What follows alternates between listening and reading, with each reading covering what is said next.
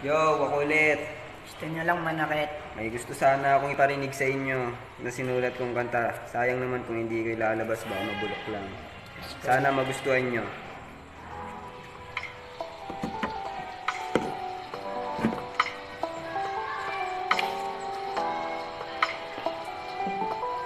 Yo.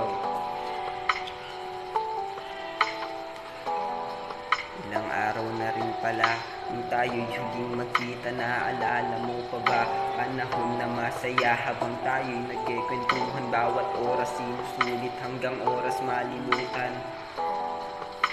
Tandang-tanda ko tayo, mga araw na nangako tayo sa isa't isa na tayo ay magsasama sa kahit na anong problema. Pangako di mangiiwan sa hirap man o ginhawa, hanggang sa bawat kilos mo ay tila may mali. Teka muna sandali, hindi ka ganyan dati. Unti-unting nanlamig, nawala na yung kilig. Halos kalimutan mo maging ang ating mga hilig. Nakaramdam ng kaba sa iyong ginagawa. Natakot na baka dyan ay mayroon ka ng iba. 3 araw mula nung hindi mo ako kausapin. Paano mo nagagawa ang pagtiis sa akin? Di mapakali, hindi alam ang gagawin. Nag-aantay kung kailan mo ulit ako kikibuin. Labis ko na kinagulat nang muli mong kausapin at sinabing relasyon natin gusto mo nang tapusin. Di makapaniwala sa iyong naging desisyon.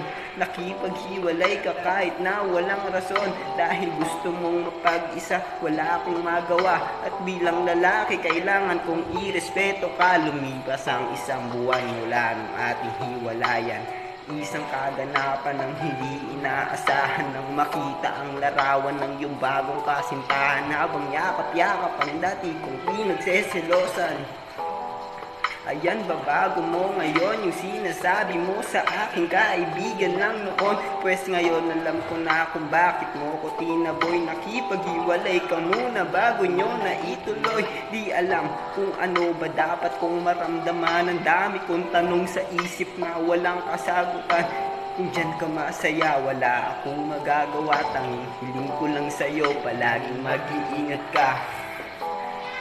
Nag-iisa lang ngayon sa tabi, alak lang ang aking katabi. Yo, yun lang. Sana nagustuhan nyo.